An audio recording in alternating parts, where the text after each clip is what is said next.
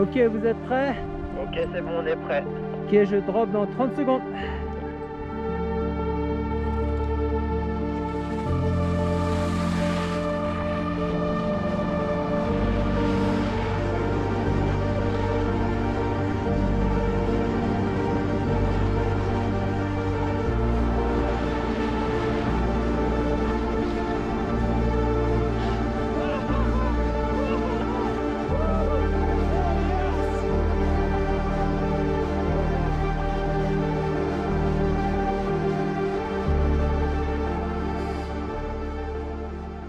Bonjour, je m'appelle Mathias Giraud, je suis skieur et base jumper professionnel et par défaut je deviens un sportif de montagne un peu plus large. Ouais. Ouais.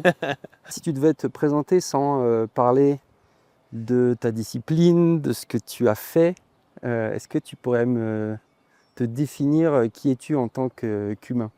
En tant qu'humain, je suis une personne vraiment obsédée par la maximisation de ma vie. Je me réveille tous les jours avec ce désir ou l'angoisse de faire plus ou pas assez.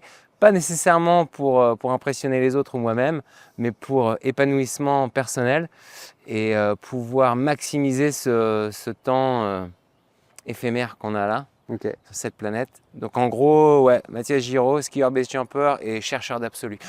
Mmh. Est-ce que depuis l'enfance, tu dirais que la montagne, ça a tout déterminé pour toi? Ou alors est-ce que tu aurais pu devenir quelqu'un d'autre? Est-ce que tu aurais pu faire autre chose? Alors, je pense que naturellement, j'ai un désir d'intensité parce que je trouve que même si ma recherche d'intensité est différente maintenant à 42 ans que quand j'avais 20 ans, mais l'intensité pour moi, c'est là que réside la valeur, l'étincelle de la vie, la richesse, la flamme de la passion. Mais cette flamme de la passion, bien sûr, a été déclenchée par la montagne. Donc, est-ce que ça aurait pu être déclenché par autre chose? Peut-être. Hein, j'aime beaucoup le surf, j'en fais dès que j'ai l'occasion. J'aime beaucoup la musique, tout ça. Mais donc c'est vrai que ça a été peut-être, j'aurais pu découvrir ça avec un instrument ou oui, ou juste dans l'océan tout le temps. Mais c'est vrai que cette flamme de la vie, pour moi, c'est déclenché grâce à la montagne. Est-ce que du coup tu pourrais tu peux m'expliquer le projet et pourquoi on se voit aujourd'hui à quel sujet? Alors le projet des derniers mois qu'on a finalement pu accomplir était le premier ski base jump depuis la face nord de l'aiguille du Plan. Une face intimidante de ski, parfois en pente raide. C'est pas raide tout le temps, mais c'est soutenu. Une voie aérienne avec des séracs, des manipulations de cordes et un ski base jump intense à la fin. Donc c'était le but, c'était voilà, de combiner ces trois disciplines sur cette face mythique. Et c'est personne d'autre ne l'a fait, quoi. C'est un truc. Alors l'aiguille du Plan a été skiée. Des personnes ont décollé en parapente ou en speed riding, mais elle n'a jamais été sautée en ski base jump. Pour des raisons assez évidentes, c'est que ouais, c'est un saut hyper engagé dans un entonnoir rocheux où il faut être hyper précis. Ouais. Et du ski de haute montagne dans un environnement d'alpinisme complet, quoi. Ouais. Qu'est-ce qui t'a emmené au ski base spécifiquement? Je parle pas forcément le ski, pas le base séparément, mais vraiment la combinaison des deux. Alors moi, combiner les deux, c'est marrant parce que c'est des images que j'ai vues quand j'avais 9 ans. Et je me suis dit, alors ça, c'est culotté. Il n'y a pas plus cool. Et je vais faire ça avec ma vie. C'était dans un film qui s'appelait Pushing the Limits. Okay. Et il a été filmé en 92 et sorti en 94. Mark Twight, qui joue le personnage principal dans ce film, et j'ai la chance, c'est devenu un ami. Mais dans ce film, ouais, j'ai vu les premières images de base jump. Après, j'ai vu beaucoup d'images de pente raide, de montagne, tout ça avant quand j'étais bien sûr plus petit. mon papa a fait son service militaire dans les parachutistes, donc j'ai grandi avec des histoires de parachutes, j'ai toujours été attiré par ça. Après, j'ai une famille assez aérienne, ma sœur est ingénieure en aéronautique, elle pilotait, elle a eu sa licence de pilote à 15 ans. Mon grand-père bossait à l'aéroport de Orly, donc c'est vrai qu'on a toujours eu cet ascendant pour, ouais, cet accent pour les airs, cette attirance. Ouais, pour moi, j'avais vu des images de base jump de Greg Griffey à l'époque, c'était un sportif extrême dans les années 90, et ça m'avait impressionné énormément. Mais voir cette combinaison du ski et du base jump, combiner ces deux disciplines, ça tout de suite, ça m'a attiré de fou, quoi. Et après, j'ai eu la chance de rencontrer Shane McConkey quand j'ai déménagé aux US, qui était le premier vraiment à mélanger l'aspect freeride avec le base jump. Donc là, c'était une autre ampleur. C'était pas seulement sauter une falaise et ouvrir un parachute, c'était rider une face, sauter, ouvrir un parachute et s'envoler, quoi. Okay. Et pour moi, c'était quand j'ai vu ce que Shane faisait, je me suis dit, bah voilà, il fait ce que je veux faire. Et j'ai eu la chance donc de rencontrer Shane après, qui m'a dit comment m'y mettre. On parlait beaucoup. Quand j'ai commencé mon premier ski base jump, on se parlait toutes les semaines. Malheureusement, Shane est décédé 1 an après que j'ai commencé le ski base. Mais c'était un peu... j'ai eu la chance que je suis une des personnes à qui il avait un peu transmis le bâton, quoi. Il avait passé la torche, quoi. Ah ouais. Et il y avait JT Holmes, il y avait Eric Rohner à l'époque. Et puis, mais c'est vrai que ouais, j'étais ce petit Frenchie aux US qui était affamé, qui avait envie, qui était passionné. Et j'ai eu la chance de pouvoir avoir un peu son mentorat, quoi. Ouais, c'est ce à quoi je pensais. Ouais, c'est ça. De si jeune déjà, savoir. Exactement. En plus, un peu avoir la lumière. Et puis d'avoir comme mentor un peu le mec qui est tout en haut. Ouais, c'est ça. Et puis Shane, ce qui était incroyable, c'est que c'était le boss des boss, quoi. Mais Shane était tellement... tu pouvais l'approcher, il prenait le temps de parler, il était passionné, il aimait aider. Il était humble, même s'il avait fait les trucs les plus fous. Pour moi, c'est toujours le meilleur ski base jumper.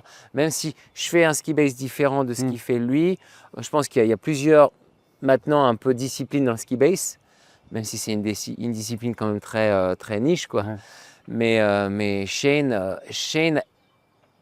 avait, je pense qu'il avait un besoin de partage.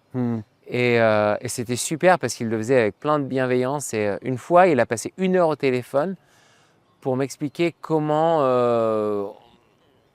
ne pas avoir de problème sur les saltos avant, sur les front flips en ski base, et ce qui se passait si la bride s'en mêlait autour du bras, tout ça.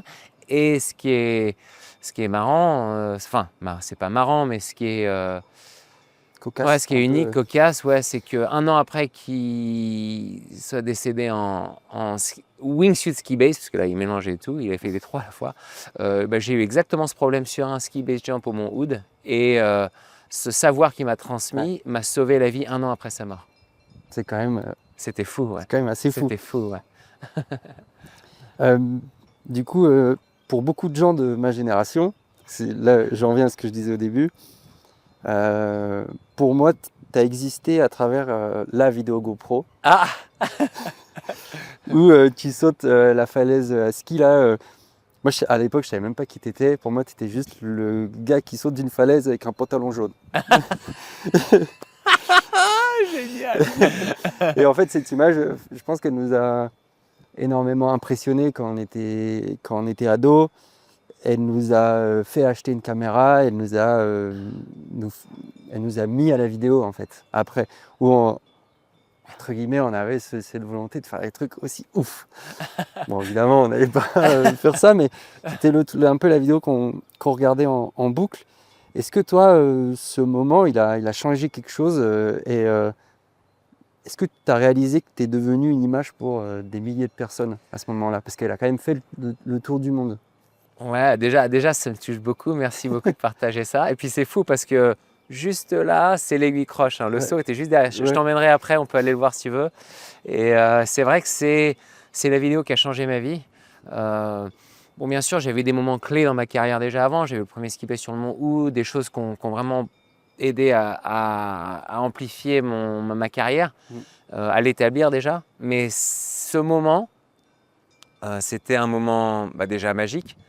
Je me souviens, ouais, après avoir sauté la falaise, je me retourne et je vois cette avalanche. Ouais. Je me dis, oh, mec, regarde ça le plus possible, tu reverras jamais ça dans ta vie. On a eu la chance de capturer des images incroyables avec la première GoPro à l'époque HD, Mhm. la Hero originale. Ouais, ouais. Et cette vidéo était la première vidéo virale de GoPro. Donc bien sûr, pour ma carrière, ça a tout explosé, hein. On avait filmé la vidéo en mars. Elle n'était pas sortie avant avril. Donc on ne savait pas trop ce qui allait se passer. Mais j'ai appelé GoPro pour leur dire ce qu'on avait fait. Je leur ai envoyé les images. Ils m'ont rappelé tout de suite. Ils m'ont dit « Non mais mec, c'est ouf. » Ils ont halluciné. Ce qui était fou, je me souviens, quand on s'est posé, parce que j'avais mon ami Stéphane avec moi, Stéphane Laude, qui est toujours mon partenaire de montagne, 15 ans après. C'était notre premier run ensemble. On n'avait jamais volé ensemble. Il n'avait jamais utilisé de GoPro. Il n'avait même pas l'attache sur le casque. On avait mis l'élastique autour de son casque. Et on se pose. On a tous les deux halluciné. On voit les réactions dans la vidéo, bien sûr. Et je me souviens, on a éteint les caméras et tout. Après, on allait boire un coup à l'auberge devant la face. Et on regardait nos traces. On s'est dit, oh, le mec, c'est fou. Et là, on s'est dit, mec, c'est le genre de truc qui finit sur CNN, quoi. Et boum, après, on a eu CNN, plein de shows dans le monde. On était sur Globo TV au Brésil, c'était juste là, il y avait eu 20 millions de vues sur ça, c'était incroyable. Alors bien sûr, on ne fait pas ça pour les vues, mais c'est vrai que quand tu es un sportif qui ne fait plus de compétition, la seule façon de pouvoir vraiment vivre de ta passion, de ton art, de ta vocation, c'est de partager des images. Et là, on avait des images qui étaient chocs, mais surtout qui étaient belles, qui étaient épanouissantes. C'était un moment incroyable. Cette vidéo, ce jour, a changé ma vie et j'y pense encore souvent. Ouais. J'y pense souvent encore. Donc, merci de ton témoignage. Je l'ai re-regardé hier. C'est vrai que l'évolution des caméras est dingue. Mais il y a toujours ce truc quand même. Quoi. Ouais, mais ce qui est fou, alors en plus, c'est marrant que cette vidéo t'a lancé dans ce chemin de caméraman et de documenter les sports dits extrêmes. Mais parce que Stéphane, dans la vidéo qui me suit en speed riding, maintenant, est caméraman à temps plein, c'est mon caméraman principal. Et là, justement, c'est lui qui a filmé l'aiguille du plan et on a filmé une série ensemble qui va sortir cet automne. Tu fais une super transition. Ouais, je me suis dit, il faut la glisser, celle-là. Il y a 2 ans, Aurel Lardy te soumet une idée assez folle. Qu'est-ce que tu ressens quand il te soumet cette idée, première fois que tu regardes vraiment la face, que tu l'analyses vraiment? Le truc, c'est que ce satané Aurel, là, on a quand même on écoute la même musique, du métal de fou, on adore les tatouages. Je pense qu'on a un peu cet esprit un peu excentrique tous les deux. Lui, il l'exprime à travers la pentraide. Pour moi, c'est un de mes top 3 en pentraide que j'admire. Il a un style parfait. Et j'ai toujours voulu qu'on fasse un projet ensemble. Et lui, il était partant aussi, tu vois. Et quand il m'a donné l'idée de l'aiguille du plan, c'était son idée à la base. L'aiguille du plan, on la voit de la face là, on la voit depuis le centre-ville de Chamonix, mais c'est une face que j'ai toujours vue, mais auquel j'ai jamais vraiment prêté attention, jusqu'à ce qu'il m'en parle. Et là, je regarde ce truc, et je vois le saut dans cet entonnoir rocheux, et je me dis, ça, c'est culotté. Ça m'a fait flipper tout de suite. Mais tout de suite, je me suis dit, ça, il faut le faire. Ça, c'est le projet qui combine exactement les 3 choses que j'ai toujours désiré assembler ensemble. Donc, le ski de pentraide, c'est moins raide que l'aiguille blanche de poterie, tout ça, mais comme c'est plus encaissé, c'est impressionnant. C'est une voie hyper aérienne. Il y a des manipulations de cordes, il y a un côté alpiniste de ouf. Et le saut, c'est un saut de base jump de précision. Donc, il faut vraiment maîtriser ces 3 aspects de la descente. Et donc, quand il m'a parlé de ce projet, je dis, c'est fou, mais moi, je deviens alpiniste par défaut, quoi.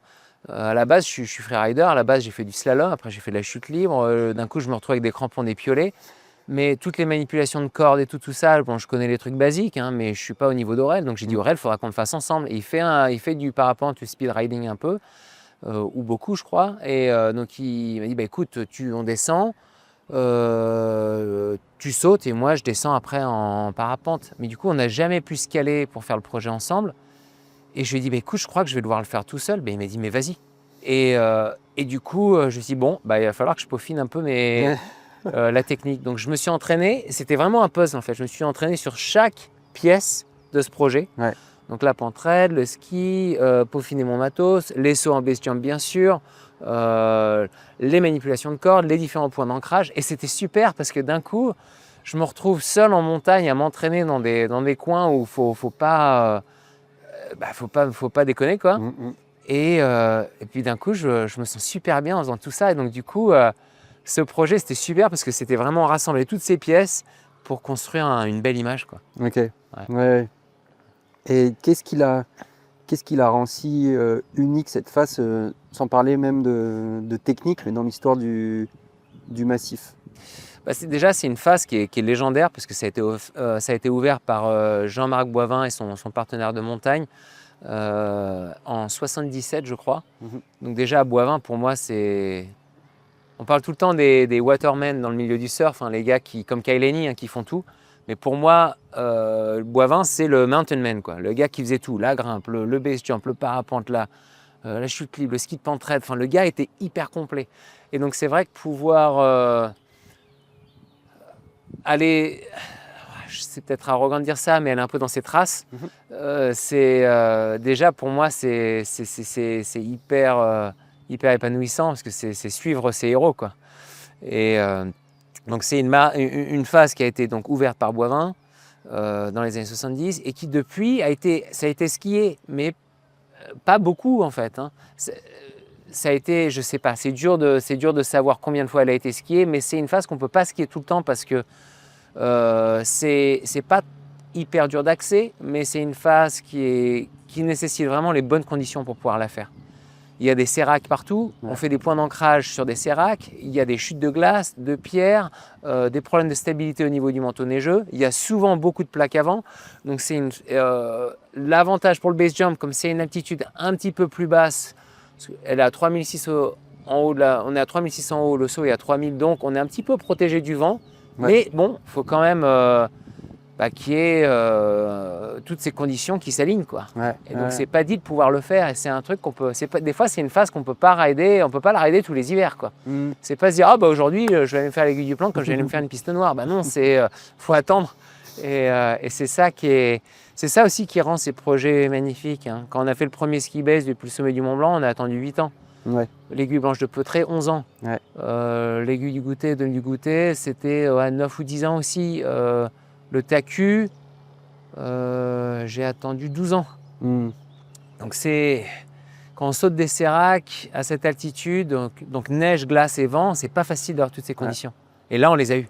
C'était fou. C'est ça qui rend aussi la grandeur du projet, c'est toute l'attente qu'il y a derrière, et c'est toute la préparation. Tu dis qu'il y a 7 mois et demi de préparation pour vraiment l'action elle-même du saut. Il y a quelques secondes, quoi. Quelques secondes, mais la descente m'a appris avec les manipulations de cordes et gérer la face, entre le temps où je drop et je me pose, parce qu'on skie pas ça à fond de boîte comme en freeride, donc ça m'a pris quand même 1h30 le temps de tout faire. Et puis les rappels sont allés assez vite, c'était le goulet à la fin, je me suis engagé dedans, ça avait l'air de bien skier, et en fait c'était une face qui avait pris le soleil, qui était béton. Je pouvais à peine enfoncer l'écart, mais j'étais déjà engagé dedans, donc je me suis dit, j'aurais dû faire un 3e rappel. Mais là, c'était trop tard, donc je suis allé, j'ai passé une bonne demi-heure en escalier avec le piolet à la main. Et, parce que claquer un virage en ça, on peut, mais le problème, c'est qu'il y avait tellement de chances de décrocher un virage. Et après, ça aurait été fatal, quoi. Tomber dans les séracs ou du haut des séracs en bas. Donc j'ai dû vraiment gérer le bas. C'est le bas qui m'a pris beaucoup de temps, en fait. Et après, une fois que je suis arrivé sur le saut, la neige était lourde, tout ça, mais bon, on pouvait gérer. Mais c'est vrai que c'était une phase où il fallait y aller vraiment étape par étape. Et c'est ça qui était fou dans cette phase, c'est que souvent, l'aiguille croche avec la vidéo de l'avalanche, il y a 2 minutes de ski. C'est assez rapide. Là, c'était long. Et c'était incroyable d'avoir cet état de flow, de concentration, en étant intensément serein. C'était hyper intense, mais hyper posé pendant 1h30. Et ça, c'était, j'en ai encore la chair de poule, quoi. Un moment de paix, quoi. C'était incroyable. Il y a un moment, je me souviens, premier rappel, donc je mets mon point d'ancrage dans la glace et tout, dans le sérac, je descends un rappel, et là, je regarde au-dessus de moi et je vois cette cathédrale de glace bleue. Et là, je me dis, c'est beau. Puis là, il y a un bout de glace qui me passe à côté de la tête. Et je me dis, non, faut pas traîner quand même parce que, Et puis là, je regarde, et puis j'étais sur un pont de neige aussi, sur le rappel. Donc je dis, faut être efficace et léger. et prends ton temps. Ouais. Il ne faut pas se précipiter dans ces situations. Mais c'était intensément serein. C'était ça, ouais. Ouais. Ouais, c'est ça, vraiment l'état de, comme tu dis, de flow complet, quoi. Mm. Après, tu as eu ces petits rappels un peu de Ouais. la nature, C'est ça. réveille-toi, t'as rien à faire là, quoi. Ouais, te laisse pas emporter, te repose pas sur tes lauriers, hein, exactement. Faut rien prendre pour acquis en montagne. Et c'est ça qui est beau aussi. Mm. C'est, ouais, j'ai un pote qui est guide à l'Everest. Il l'a fait je sais pas combien de fois, mais chaque année quand il retourne, ça veut pas dire qu'il va pouvoir arriver au sommet, quoi. Mm.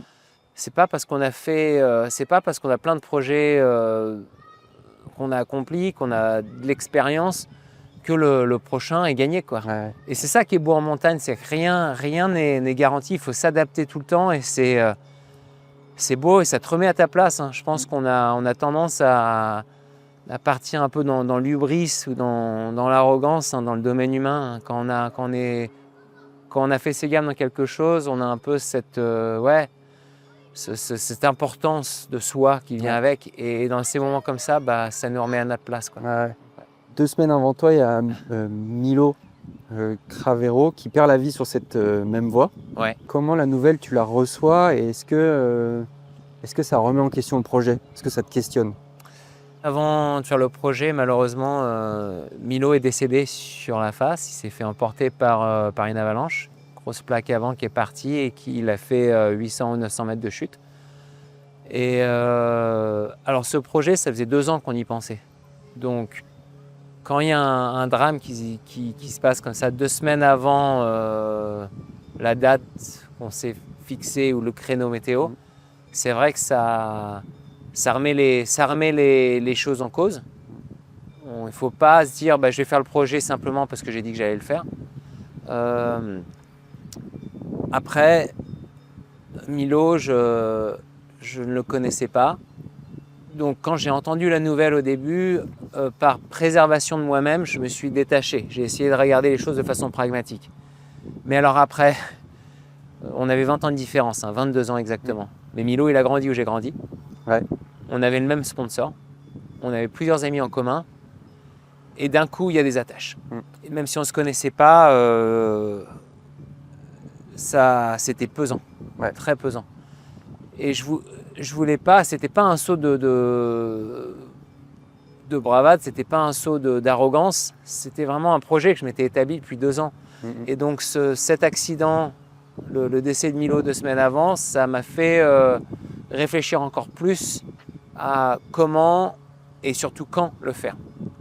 Alors j'ai appelé tout de suite Enak Gavaggio, qui est notre capitaine à Zag, qui m'a donné plus d'informations. J'ai pu parler à Pierre Masbou du PGHM, qui est un coéquipier chez Zag et Vuarnet aussi. Donc Pierre m'a donné plein d'infos hyper carrées, hein, bien sûr. C'est le PGHM, c'est les anges gardiens de nos montagnes. Et en parlant donc avec eux, on a établi un plan d'attaque avec les prévisions météo. Donc on pouvait voir que voilà, donc quand Milo a abordé la face, c'est vrai qu'il y avait un gros risque d'avalanche. Toutes les faces en aspect nord purgeaient tout le temps. Pierre était monté à l'aiguille du Midi d'ailleurs, il m'a dit mec, juste sur l'arête ça décroche. Donc c'est vrai que la neige n'avait pas le temps de stabiliser déjà. Et je me suis dit, ça va prendre au moins 1 semaine avant que ça se stabilise. C'est une face nord, donc c'est à l'ombre, ça ne prend pas beaucoup le soleil. Et il y a beaucoup de vent, donc il s'est plaqué. Et donc je me suis dit, ok, il faut que... J'allais partir 1 semaine après l'accident. À la base, j'ai rechangé mon billet d'avion, j'ai dit, je vais partir 1 semaine plus tard. En regardant le schéma météo pour pas... Ce que je ne voulais pas faire, c'était être là et voir qu'il y avait 2-3 ouvertures en montagne, hein, mais que les choses ne soient pas stables. Et que je me dise, il faut y aller, de me convaincre que les conditions sont bonnes quand elles ne le sont pas. Ouais. Et ça, c'est le danger quand on est à Chamonix. On a toutes ces montagnes au-dessus, et c'est un endroit magique. Mais j'appelle ça la cocotte minute, quoi. Parce qu'en fait, c'est pas qu'il y ait une pression sociale de faire des trucs de fou en montagne, c'est que la pression, on se la met. Ouais. Parce qu'on est dans ces montagnes. Donc je ne voulais pas arriver et passer 1 semaine et demie à me dire « Oh, faut y aller. Est-ce que je dois y aller? Est-ce que je ne dois pas y aller ?» Donc j'ai regardé les schémas météo de façon précise avec les guides. avec le PGHM, avec mon team manager. On a décalé le projet d'une semaine par rapport à la date de base. Et quand je suis arrivé, il n'y avait plus de poudreuse. J'aurais adoré pouvoir skier cette phase dans une neige fraîche, faire des beaux virages, vraiment plus freeride. Mais là, il n'y avait plus de danger d'avalanche et il n'y avait pas de vent. Et c'est ça, il faut que la neige soit stable et que le vent soit stable pour que je puisse pratiquer cet art, entre guillemets. Ouais. Et du coup, l'accident de Milo m'a fait réévaluer, mais m'a fait renforcer encore plus la sécurité. Mais c'est vrai que quand j'étais là-haut, je pensais beaucoup à lui. J'ai pensé à lui dans la face. Milo a chuté exactement là où j'ai fait mes rappels, où j'ai fait exactement le sérac que j'ai pu sauter. Et ça, je l'ai appris après. Mais c'est vrai que j'ai pensé beaucoup à lui. Et même si on ne se connaissait pas, ça me sentait, je le sentais comme respectueux de lui dédier ce projet. Ouais. Et donc c'est pour ça que c'est pour ça que voilà, on lui a dédié quoi. Ouais, c'est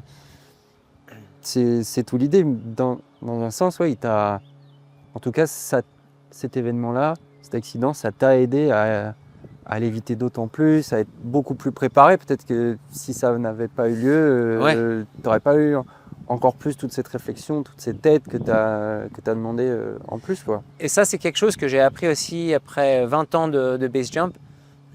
C'est qu'on a une liste en base jump qui s'appelle la base fatality list. Donc c'est une liste où il y a tous les accidents de base jump où les personnes sont décédées qui sont répertoriées avec âge, expérience, matériel, conditions météorologiques, conditions mentales ou émotionnelles de la personne, si on a accès à ça, s'il y avait des partenaires avec eux qui sautaient. Et donc ce qui est hyper important, c'est de regarder chaque accident en montagne, que ce soit en ski, en base jump, en alpinisme, et d'en tirer des leçons.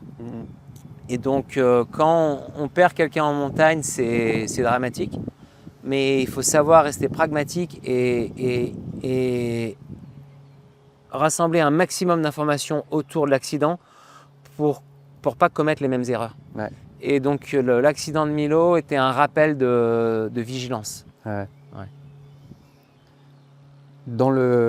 Maintenant, si on est dans l'action elle-même, le 26 mai, tu quittes le refuge des Cosmiques à 5h30. Parle-moi un peu de ce qui se passe. Alors, emmène-nous là-dedans. Alors, donc, ce qui dit neige qui stabilise dit aussi souvent température qui monte, quoi. Ouais. Donc, il faisait plus chaud. On était juste avant le début de la canicule.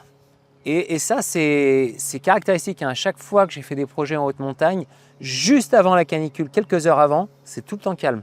Donc, c'est là qu'il faut être. Des fois, c'est super au niveau de la neige, comme le ski base du Mont Blanc. On a eu de la poudre jusqu'au genou. Mais bon, des fois, il y a une neige très dure. Qui est moins bonne à skier, mais c'est toujours un plaisir quand même. Donc là, on s'est dit, ok, mais le truc, c'est que pour l'aiguille du plan, souvent, on peut prendre la première benne à l'aiguille du midi, faire les 2h30, 3h de rando, faire la face et rentrer. Mais le problème, c'est que si on faisait ça, on serait arrivé en haut de la face à midi. On aurait été pile quand il faisait beaucoup trop chaud, toutes les crevasses s'ouvrent, chute de glace, de neige, c'est trop dangereux. Ouais. Et puis surtout pour mon équipe, Stéphane, et Alex Périnet, mon ami guide qui est devenu un peu mon grand frère, quoi. Et ils allaient descendre en parapente parce qu'on ne pouvait pas passer par la vallée blanche, trop de crevasses, remonter à l'aiguille du midi, c'est trop dangereux. Et donc pour pouvoir décoller en parapente, il ne faut pas attendre trop tard dans l'après-midi parce qu'après il y a la brise de vallée, il y a tout ça, c'est trop dangereux. Donc il fallait le faire le plus tôt possible. Et donc pour ça, on a dû passer la nuit au Cosmique et partir tôt. Comme ça, on pouvait arriver en haut de la face à 9h, 9h30, dropper vers 10h idéalement et qu'ils puissent décoller en parapente pas plus tard que 11h, 11h30. Midi, c'était vraiment il ne faut pas y aller. Ouais. Et du coup, après une nuit sans vraiment dormir, j'avais énormément d'anxiété. Je venais d'arriver déjà des États-Unis, un décalage horaire de 9h.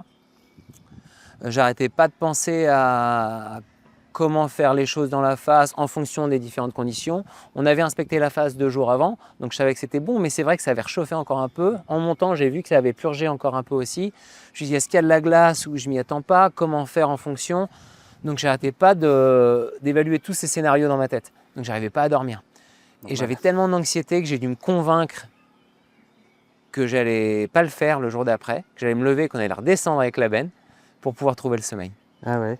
Mais une fois que je me suis levé, on a senti que la neige avait bien resserré, mais qu'elle était juste assez molle pour enfoncer l'écart.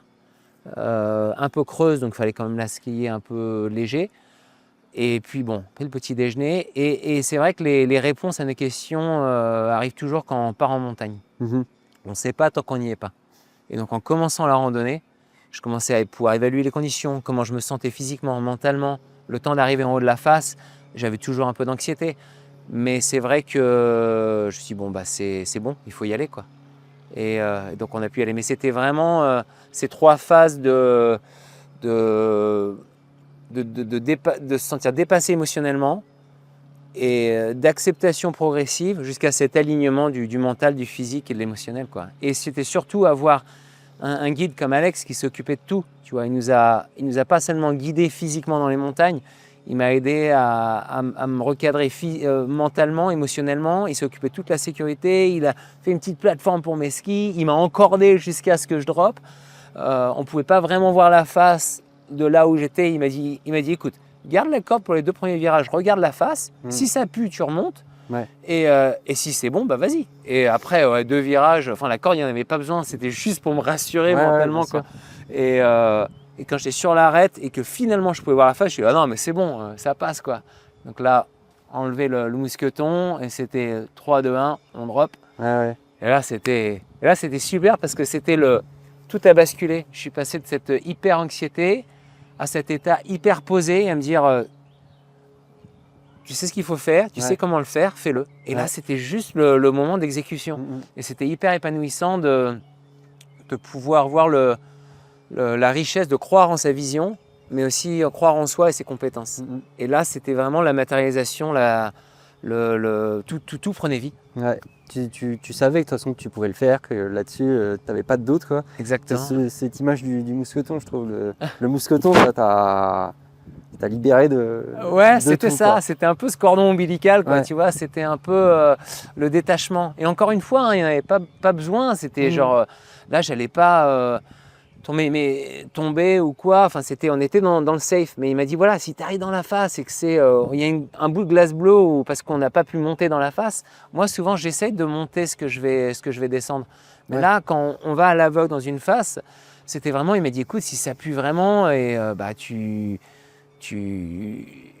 peux remonter facilement, il y a une corde ou quoi, machin, mais bon, il y avait pas besoin. Mais là, c'était vraiment, je suis arrivé sur l'arête parce que ça fait vraiment un vallon comme ça, et après, tu as la face derrière, tu peux pas voir, mais eux, ils pouvaient pas aller vraiment jusqu'au bout, quoi. Et donc, dès que j'arrive dessus, c'était, c'est bon, c'était la libération, quoi. C'était, allez, on y va, quoi. C'était super. Est-ce que cette anxiété, cette peur que tu avais là au début, en tout cas avant d'être dans la face, elle était différente de celle que tu as connue avant ton accident en 2013? Ouais, alors en 2013, j'ai eu un gros accident à la Pointe d'Areux. C'était pour mettre les choses en perspective, hein. J'ai commencé le ski base jump en février 2008. J'ai eu mon accident en mars 2013. Donc ça faisait que 5 ans que je faisais du ski base jump. Je suis allé très vite, très fort. Faire des doubles backflips, à ouvrir à 15 mètres du sol. J'envoyais tout le temps et je skiais de façon très agressive. Peut-être que je m'imposais un petit peu trop à l'environnement. J'étais pas calibré avec mon environnement. Il y avait, je pense, cette ambition, ce désir interne qui n'était pas contrôlé, qui n'était pas recadré. Et là, c'est vrai que je voulais tellement aller tellement fort tout le temps. Un mois avant l'accident, j'avais fait des cascades pour Apple. Enfin, c'était un peu, j'ai un peu envie de vivre cette vie de rockstar, quoi. Ouais. Et c'était pas pour l'image, c'était vraiment le désir d'y aller, de profiter du moment. Mais c'est vrai que cet accident m'a fait revisiter toute mon approche mentale, pas seulement physique. Donc je suis reparti, j'ai refait mes gammes. J'allais sur un pont dans l'Idaho tout seul et je faisais 50 sauts tout seul en une semaine. J'ai refait mes gammes et en fait je me suis rendu compte que mon approche n'était pas nécessairement, le problème dans mon approche n'était pas nécessairement technique au niveau physique, c'était plus ma technique mentale, mon approche mentale du truc. Donc j'ai dû vraiment me recadrer pour faire les choses bien, me poser et pas me laisser emporter, quoi. Ça c'est hyper important de prendre le temps de faire les choses bien, quoi. Après, c'est pas facile quand on n'est pas patient. C'est ça en fait, tu te bats contre tu dois te battre contre l'impatience de faire Ouais. les trucs. C'est ça, c'est ça. Et je suis pas une personne patiente, hein.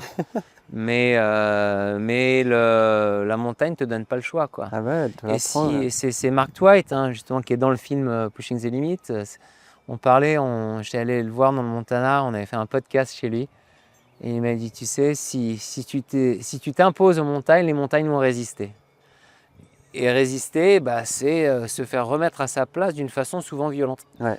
Et souvent d'une façon où bah, on ne peut pas rentrer à la maison. Ouais. Et le but, c'est de rentrer, quoi. Bah, Il y a deux choses, hein, qui sont importantes en montagne. C'est, oui, quand on prend des risques, il faut pouvoir accepter justement potentiellement la défaite. Mais la défaite, ça veut dire en montagne, ça veut dire potentiellement décéder en montagne. Donc il faut accepter de, comme on dit en anglais, de mourir par le glaive, quoi. Mais c'est pas le but. Non. Quand on accepte que la mort fait partie du truc, et ça devient vital de survivre. C'est peut-être bête de dire ça comme ça, hein, mais ça devient primordial de survivre. Et le but, c'est de rentrer. Ouais. Et c'est vrai que quand on fait la montagne, on perd beaucoup d'amis, des personnes qui nous sont chères ou des personnes qu'on connaît. Et c'est ça qui n'est pas facile. Mais moi, je dis souvent aux jeunes qui veulent commencer le base jump, qui me demandent des conseils, tout ça, je leur dis, bah, il faut accepter le risque. Et ça, la première étape, quand on prend un risque, c'est d'accepter le risque. C'est Jean-Marc Boivin qui l'a dit, hein, le king des kings. Mais surtout, il faut accepter de potentiellement être le dernier des Mohicans, quoi, le dernier survivant. Parce qu'on va... Et c'est le but. Est-ce que tu vas pouvoir encaisser tous ces moments durs émotionnellement et physiquement? Mais le but, c'est de survivre. Le but, c'est pas de se planter. Et c'est ça qui me gêne un peu à Cham en ce moment, c'est qu'il y a un peu, cette romantisation de la mort. Ah, il est mort en montagne, c'est devenu une légende. Bah non, je suis désolé, une légende pour moi, c'est un gars comme Pierre Tardivelle, qui a 60 ans passés et qui fait encore les trucs en montagne parfaitement, quoi. Pierre, c'est, voilà, l'exemple, c'est de devenir un gars comme Pierre. Ouais. Ce truc-là de la romantisation de la mort, je l'ai lu dernièrement avec le décès de Milo, où il y avait ces questions-là qui sont un peu remontées. Où en fait, c'est pas normal, quoi. En fait, c'est pas... Oui, ça arrive, c'est des accidents, mais ça devrait pas être banalisé du tout, quoi. Et ça peut aller très loin, hein, genre le truc même dans l'histoire, hein. C'est dans la Deuxième Guerre mondiale, c'était une technique justement pour envoyer les jeunes au combat, de romantiser la mort, de mourir pour son pays. Et après, bon, il y a plein d'autres pays qui l'ont fait, bien sûr. Mais ça, c'est un exemple extrême de ça. Mais il y a un peu de ça en ce moment. Je trouve qu'il y a un peu ce mouvement de glorification de mourir en montagne. C'est pas le but. Justement, le base jump ou la montagne ou en général, c'est célébrer la vie. C'est pas célébrer la mort. Ouais. La mort en fait partie, hein. Mais on va tous mourir. Mais le but, c'est de mourir le plus tard possible en essayant d'avoir une vie la plus complète possible. Ouais. C'est ça le but, hein. Et ça, c'est vrai que ça me gêne de voir ça un peu. Je trouve ça dommage. Mais bon, en même temps, je comprends, hein, on a ce désir de se développer, de trouver son identité, de poursuivre son art, sa passion. Et une passion débridée peut être très, très dangereuse. Et même moi, j'en ai payé le prix, hein, avec mon accident à Areux, mais c'est vrai que survivre à cet accident, ça m'a remis les pendules à l'heure. Ouais. Et ce qui était fou, c'est qu'en fait, à l'époque, je me disais que je faisais les trucs hyper safe, alors que je ne l'étais pas du tout. Et maintenant, je me rends compte que voilà, ouais, bien sûr, quand je regarde les vidéos, des fois, je me dis, ah bah là, j'aurais pu engager beaucoup plus, j'aurais pu faire ci. Mais non, le truc, c'est que je suis hyper fier de notre projet là, à l'Aiguille du Plan, parce qu'on a fait ça hyper carré. Ouais. Et du début jusqu'à la fin, chaque mouvement était précis. Il a été exécuté exactement comme je voulais le faire. Et ça, j'en suis fier. C'est presque une chance, mais de pouvoir regarder la vidéo et de se dire ça, j'aurais pu le faire plus fort, tu vois. Ouais, c'est vrai, j'ai pas pensé à ça. C'est vrai que c'est un privilège de pouvoir regarder une vidéo et dire ah ouais, ça, je pourrais engager un peu plus sur ci ou sur ça. Et ça veut pas dire qu'on peut pas repartir et le faire mieux encore une fois. Et c'est ça, hein, ce qu'on voit souvent dans les vidéos en wingsuit. Moi, tous mes potes qui font de la proximité en wingsuit, bah, ils font pas ça dès le premier vol et ils font pas ça à chaque vol. La ligne, ils l'ont volée 10, 15, 20 fois. Ils savent exactement où ils sont, quelle ligne il faut prendre, comment engager et surtout dans quelles conditions. Ouais. Est-ce qu'il fait froid, est-ce qu'il fait chaud, est-ce qu'il y a cet air, est-ce qu'il y a du vent, machin. Et faut prendre le temps de faire les choses bien, quoi. Et honnêtement, hein, quand on regarde des gars comme Alex Périnet qui a 55 ans, qui est encore une fois mon ange gardien en montagne, c'est une machine. Pierre Tardivelle, 60 ans passés, c'est une machine. Je veux dire, on peut être une machine pendant hyper longtemps, quoi. Ouais. Et c'est le but. Honnêtement, mon but, c'est de faire du ski base jump et de la wingsuit jusqu'à 70 ans. On peut rendre ces sports aussi dangereux qu'on le souhaite. Mais ça veut dire qu'on peut les rendre aussi safe qu'on le souhaite. Le degré de la marge de danger, le degré de sécurité qu'on choisit est personnel, bien sûr. Mais on peut rendre le truc hyper hardcore, mais au bord de la rupture. Ou alors on peut aller à 80% et être solide. Et c'est à nous de choisir, quoi. C'est à nous de choisir. Parle-moi de la sensation d'être suspendu, quand même. Encore une fois, dans un endroit où normalement, tu n'as quand même pas grand-chose à faire là, avec 20 kilos sur le dos. C'est vrai que le problème, c'est que maintenant, ça devient un peu un cauchemar logistique parce que entre matériel de haute montagne, matériel de ski et matériel de base jump, ça devient très lourd. Ouais. En général, ouais, à peu près 20 kilos sur le dos. Quand tu as le parachute et la corde, juste le parachute fait à peu près 5 kilos. Donc ça va vite, quoi. Puis après, tu rajoutes 1 litre d'eau, ça te fait 1 kilo de plus. Ouais. Alors c'est vrai que ouais, c'est pas facile de bouger, d'être agile avec tout ce poids. Et c'est ça qui est très difficile en ski alpinisme base jump, parce que ouais, je pense que c'est ce que ça devient maintenant en fin de compte. C'est pas facile de bouger quand on a des broches à glace, on a un piolet, une poche à crampons, on a une corde autour du cou, un parachute, mais il faut que l'extracteur soit libre. On a tout ce matos. J'ai dû rajouter des anneaux sur mon parachute pour accrocher mon matos. Mais alors après, ouais, on a plus de matos d'un côté que de l'autre, on peut être déséquilibré, puis il y a le matos qui bouge. Je suis tout le temps en train de peaufiner mon matos. Ça, c'est un truc que j'ai pas filmé cet hiver, c'est les heures que je passe dans mon garage à me pendre à une barre à traction, à faire des rappels avec tout mon matos, à toujours bidouiller, quoi. Ouais. On est un peu un bricoleur, quoi. Complètement. Puis tu l'as trouvé l'optimisation parfaite. Là, je commence à y arriver. Ouais. Là, je crois que je suis à 95%. Ouais, c'est déjà bien. C'est cool. Quand vient le moment du saut, le moment où les skis ne touchent plus la neige, qu'est-ce que tu ressens? Quand j'ai les skis qui touchent plus la neige, alors là c'est la libération, quoi. C'est le épanouissement total. Quand tu vois la rampe qui arrive, tu décolles et tu es suspendu en l'air et tu es stable, tu te sens bien, tu as ce mouvement en avant comme ça, tu as cette séparation horizontale et verticale du sol et tu vois tout ce qu'il y a en dessous et tu te dis mais c'est là la beauté de la vie, quoi. C'est ce moment, je sais que c'est des moments que quand je serai vieux et que je ferai plus ça, je sais que j'y penserai encore tous les jours parce que c'est les accents aigus de ma vie, quoi. Tu dirais que ce moment, tu l'as pleinement vécu? Parce que des fois, tu as des moments où tu es tellement dans l'adrénaline, tellement dans le rush, que presque en bas, tu te souviens plus, quoi. Ouais, non, là, c'est un moment d'ultra présence, quoi. Ouais. C'est hyper présent, hyper conscient, hyper posé. Et en fait, c'est ça, on a l'impression, quand on regarde du base jump, souvent que c'est un truc, c'est le gros shoot d'adrénaline et tout. Moi, je m'en fous de l'adrénaline. Ça m'attire pas du tout. Bien sûr, ça fait partie du truc, mais c'est un peu un effet secondaire, quoi. C'est cette clarté intense. Et encore une fois, tu es hyper serein.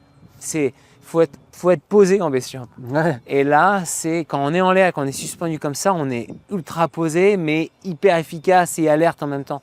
C'est bizarre, c'est hyper intense, tout en étant hyper calme. Et là, tu lances ton extracteur. J'avais dû le mettre à la main là parce que c'était un saut très bas. Hein, je ne pouvais pas tomber plus bas. Quand on le met derrière, on tombe encore plus. Et là, c'était vraiment ouverture parfaite. Et là, c'était la libération totale, quoi. C'était genre, ah ouais.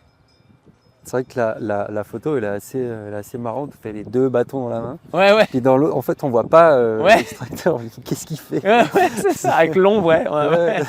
Mais ouais, et puis ça aussi, ouais, je garde mes bâtons, hein, donc je laisse rien en montagne. Hein. Enfin, là, j'ai dû laisser de longe pour pouvoir faire mes rappels, mais c'est tout. Parce que j'ai dû faire des rappels de 60 mètres, mais quand je peux faire des rappels de 30 mètres, bah, je mets la corde direct dans la glace et on laisse absolument rien derrière, donc ça, c'est cool. Ouais. T'es père de famille, et en quoi cette responsabilité, elle transforme ton rapport au sens et au sens que tu donnes à tes projets? Ah, bah, être papa, être marié, avoir des personnes qui nous sont chères et qu'on aime, ça peut être peut-être surprenant pour certaines personnes, mais ça renforce encore plus mon désir d'accomplir, de réaliser mes rêves. Okay. Et pour la raison simple que si je n'ai pas le courage ou la force de vivre la vie que je souhaite, comment est-ce que je peux être un exemple à mon fils? Pour ça, il faut que je rentre à la maison aussi. Hein. C'est pour ça que je veux pas y rester en montagne. Mais je parle des choses ouvertement avec lui. Et surtout, j'essaye de lui montrer ce qu'il faut faire pour vivre en accord avec soi-même. Et ça, c'est hyper important pour moi. Et aussi, quand on est marié, quand on tombe amoureux de quelqu'un, quand on est avec cette personne, il y a ce fameux « nous » qui se développe, mais ce « nous » nécessite deux jeux, deux individuels. Et c'est hyper important d'être épanoui individuellement pour se retrouver dans son couple. Parce que je pense que pouvoir avoir cette réalisation de soi, c'est crucial pour être le papa qu'on souhaite être, ou le mari qu'on souhaite être, ou la personne qu'on désire être quand on est à la maison. Parce que si on n'est pas accompli personnellement, on ne sera jamais présent à la maison. Ouais. Combien d'enfants ont le papa qui est toujours en train de regarder par la fenêtre et de penser à autre chose et qui est là mais qui n'est pas là? Et ça, je l'ai été pendant longtemps. Hein. Et ça, je ne veux pas l'être. C'est la pire des choses, de se sentir un peu comme un étranger dans sa propre maison, quoi. C'est horrible. Et pour être présent avec les personnes qu'on aime et les siens, il faut avoir le courage de se développer personnellement. Ouais. C'est super important. Et ça rejoint la citation de Carl Jung qui disait que c'est pas les mots exacts, hein, le grand désastre d'une famille est la vie non vécue des parents. Et ça, il y a tout est dit dans ça. Ouais. C'est vrai. Ouais. Faut savoir partir, mais il faut aussi devoir revenir, quoi. Il faut savoir partir pour pouvoir revenir et être là pleinement. Ouais. Exactement, c'est ça. Ouais. C'est ça. C'est un peu comme on a ta terre natale ou ton village de montagne, comme là on est, va pas te manquer si tu pars pas à l'autre bout du monde. Ouais. Et si tu pars à l'autre bout du monde, bah, tu sais pourquoi tu rentres à la maison. Ouais. Ça, c'est clair. Est-ce qu'il y a quelque chose que le ski base te donne et que rien d'autre ne peut remplacer? Ah bah moi, le ski base, pour moi c'est l'ultime. Ce que le ski base jump m'apporte. Et après bon, je fais de plus en plus de wingsuit aussi, je commence à trouver un wingsuit aussi. Mais c'est vrai que ce que ça m'apporte, cet épanouissement, cet accomplissement de soi, je donne toute la richesse à ma vie parce que justement j'ai cet épanouissement dans cet environnement et ça me permet d'apprécier tout ce qu'il y a à côté que je ne pourrais pas apprécier. Ouais. Mais c'est vrai que ce qui est difficile, c'est quand tu rentres dans un projet intense, revenir à la vie de tous les jours, tu as un peu ce Blue Monday, quoi. tu peux avoir un peu cette dépression où tu dis, enfin, dépression c'est un grand mot, mais ce passage à plat où tu dis, ouais, bon, bah, qu'est-ce qu'il y a d'autre dans la vie, quoi. Ouais. Mais c'est pour ça que c'est important de se donner des objectifs, des buts, un après aussi, après projet. On ne peut pas passer de ça à autre chose parce qu'après, on ne donne pas de chance à la vie après aussi. C'est pour ça que je m'établis des objectifs souvent après mes objectifs sportifs. Là, quand je vais rentrer, je vais aller faire une session de surf avec mon fils, je vais aller à un super concert de métal à Portland, j'ai un entraînement de chute libre avec des potes, donc j'ai tout ça qui s'articule, quoi. Après, on va partir en vacances 3 semaines, ça va être super. Donc c'est avoir...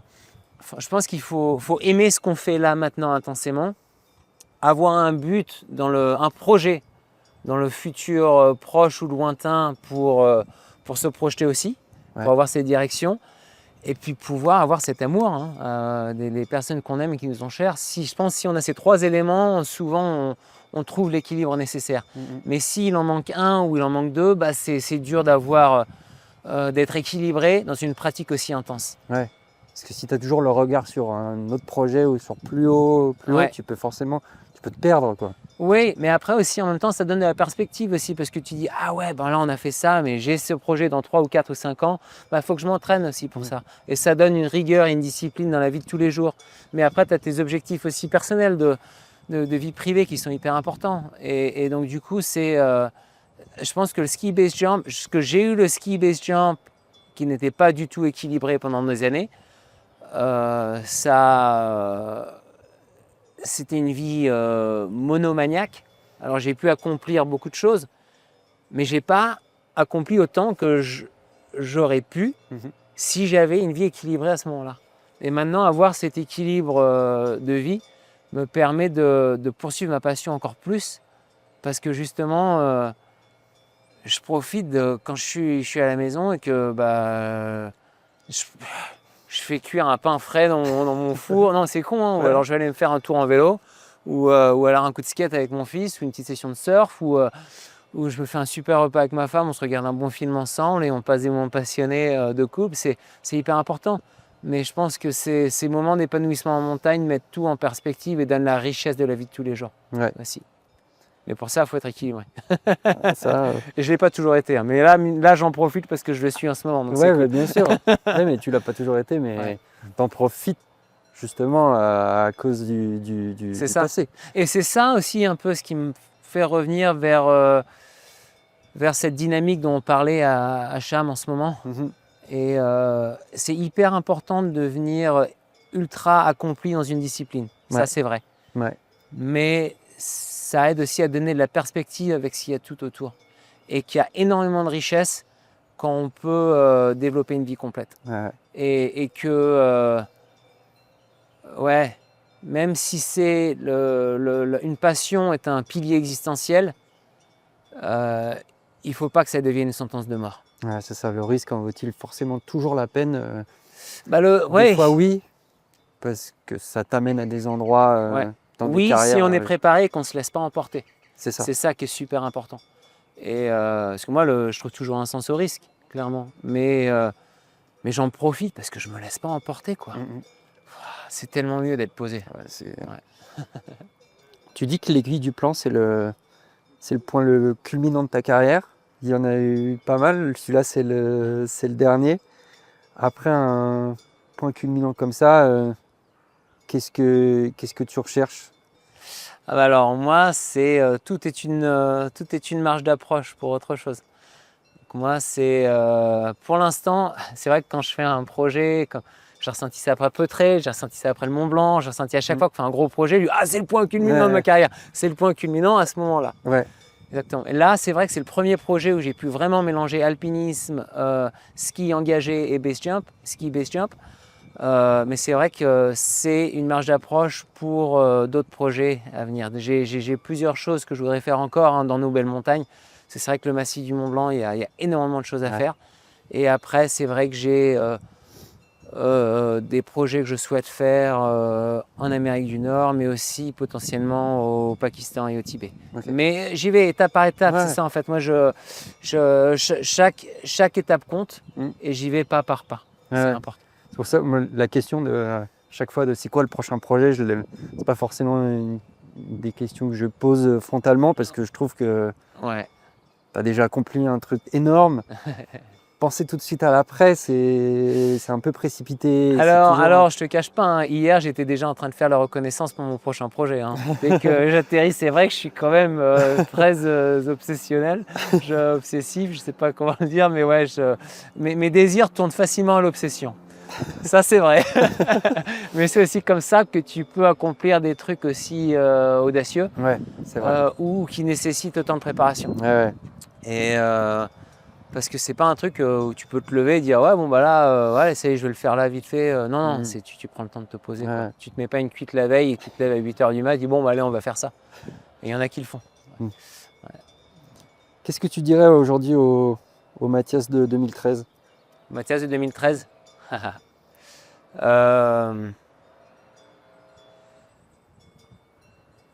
Mathias de 2013 c'est ça sert à rien d'être hardcore pour être hardcore. Le but, c'est pas d'être intensément hardcore, le but, c'est d'être intensément serein. Et il y a beaucoup plus de richesse de ça. Ouais. C'est, je dirais, au Mathias de 2013, de toujours opérer avec, de ne jamais oublier sa passion, bien sûr, de garder cette flamme dans le cœur, d'avoir une direction, un but, un sens du devoir avec ça, et surtout de toujours être pragmatique. Ça, le pragmatisme, c'est quelque chose que j'ai vraiment appris d'Alex. Parce que c'est vrai qu'en montagne, on a tendance, on voit pour gérer la pression, des gens qui tombent dans la nonchalance, qui disent « Oh ouais, ça va, ça passe !» alors que non, c'est hyper chaud. Ou alors, on tombe dans le côté dramatique où on surestime le truc et du coup, on fait rien. Et ce que j'apprécie avec Alex en montagne, c'est qu'il est toujours calibré. Il bascule jamais d'un côté ou de l'autre. Il a un sens de l'humour super, il a une énergie incroyable, mais il dit les choses claires et nettes. Et ça, j'adore. Et ce pragmatisme est crucial. Mais une vie trop pragmatique, c'est une vie de stoïque qui manque quand même de piment. Donc, il faut garder quand même beaucoup de passion, mais il faut diriger sa passion, sinon on tourne en rond. Donc, voilà. La dernière question, c'est si tu devais dire une chose à quelqu'un qui ne comprend pas pourquoi prendre tous ces risques, et qu'est-ce que tu dirais? Comment le résumerais-tu? Ah, c'est une très bonne question. Encore une fois, le risque est personnel. Et je pense qu'à la fin, c'est une question de sens. Et quand on a réfléchi à la direction de notre vie, et si le risque fait partie de nos buts, de nos objectifs, si un objectif est audacieux, par définition, il est risqué, que ça soit physique ou mental ou émotionnel ou financier, si on démarre une boîte ou quoi, enfin il y a plein de différents risques. Mais ce qui est important, c'est s'il y a un sens au risque. Et pour moi, j'ai trouvé très tôt que réaliser mes rêves était primordial pour vivre la vie que je souhaite vivre, et quel que soit le risque impliqué. Mais si on rêve de pouvoir faire quelque chose, c'est qu'il y a une façon de le faire. Et c'est pas parce que c'est risqué qu'il n'y a pas une façon de le faire bien. Ouais. Et ça, c'est hyper personnel, le risque. Mais je pense que oui, c'est pas une question de risque, c'est vivre en accord avec soi-même et avoir le courage de réaliser ses rêves. Voilà. C'est hyper idéaliste ce que je dis, mais c'est vrai. Voilà, Non, t'as tout bon, nickel. Merci Louis. merci à toi. C'était une super interview. Merci jeune.